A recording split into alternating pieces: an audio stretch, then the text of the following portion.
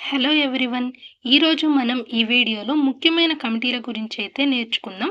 First Jayabharat Reddy committee గురించి అయితే నేర్చుకుందాం. జయభారత్ రెడ్డి కమిటీనే ఆఫీసర్స్ కమిటీ అని కూడా అంటారు. ఈ కమిటీని అయితే 1984లో ఎన్టీఆర్ ప్రభుత్వం అయితే నియమించింది. ఇందులో కమిటీ సభ్యులు వచ్చేసి జయభారత్ రెడ్డి, కమలనాథన్, అలానే ఉమాపతిరావు.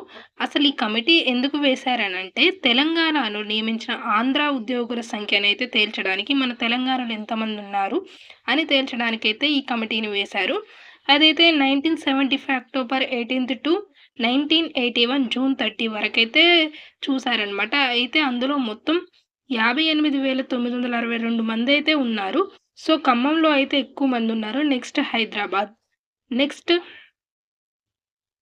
సుందరేషన్ కమిటీ అనమాట. ఈ సుందరేషన్ కమిటీని ఎందుకు వేశారనంటే, జయభారత్ రెడ్డి కమిటీ వేశారు గదా! అంటే ఎన్టీఆర్ ప్రభుత్వం నియమించిన జయభారత రెడ్డి కమిటీ, అంటే తెలంగాణలో నియమించిన ఆంధ్ర ఉద్యోగుల సంఖ్యను తేల్చుకోవడానికి మనకైతే ఈ జయభారత్ రెడ్డి కమిటీ వేశారు గదా! సో, దానిని పరిశీలించడం కోసమైతే ఈ సుందరేషన్ కమిటీనైతే వేశారు. ఇది గూడా ఎన్టీఆర్ ప్రభుత్వం వేసిందనమాట. సో, 1985లో దీన్నైతే ఏశారనమాట. సో, ఈ సుదర్శన్ కమిటీ ఎందుకు వేశారనంటే, తెలంగాణ ప్రాంతంలో అయితే ఉద్యోగుల్లో మొత్తం తెలంగాణకు చెందిన వాళ్ళైతే చాలా తక్కువ మంది ఉన్నారనమాట. అంటే తెలంగాణ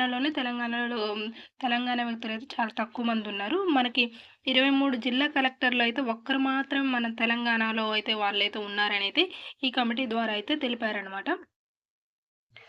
నెక్స్ట్ ప్రణబ్ ముఖర్జీ కమిటీ అనమాట. ఇదైతే 2005లో ఏశారనమాట.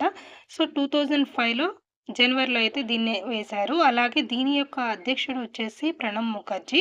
ఇందులో సభ్యులు ఎవరెవరు ఉన్నారు అనంటే, దయానిధి మారన్, అలాగే రఘువంశ ప్రసాద్ సింగ్.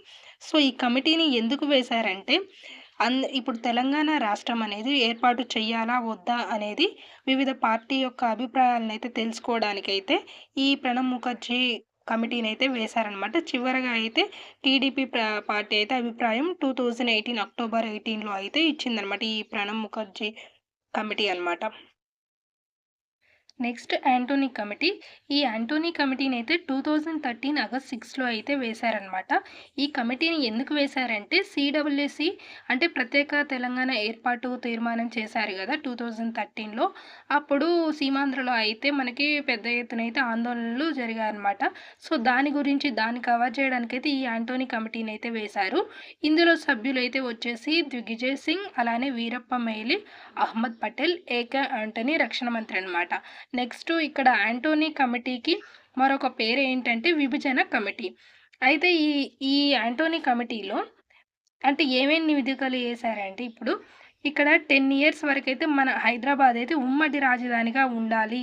అలానే నెక్స్ట్ వచ్చే 10 ఇయర్స్‌లో హైదరాబాద్‌లోని విద్యా సంస్థల్లో సమాన అవకాశాలైతే ఉండాలి అని అయితే చెప్పారనమాట. ఇంకొకటి ఏం చెప్పారనంటే, ఇక్కడ పోలవరం ప్రాజెక్ట్‌నైతే జాతీయ ప్రాజెక్ట్‌గా ప్రకటించాలని అయితే అన్నారనమాట. ఇది యాంటోనీ కమిటీ యొక్క ఉద్దేశం అనమాట. ఇక్కడ నివేదిక అనమాట.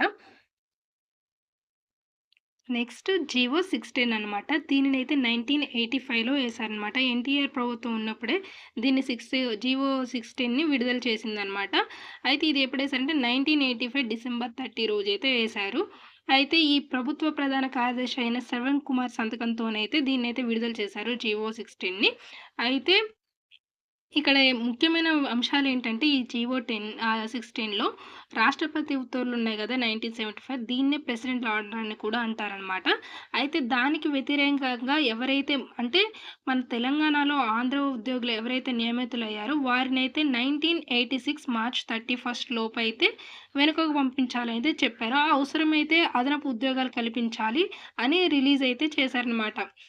కాకపోతే ఇక దీన్నైతే జీవో 16 అయితే అమలైతే చేయలేదు మన దగ్గర.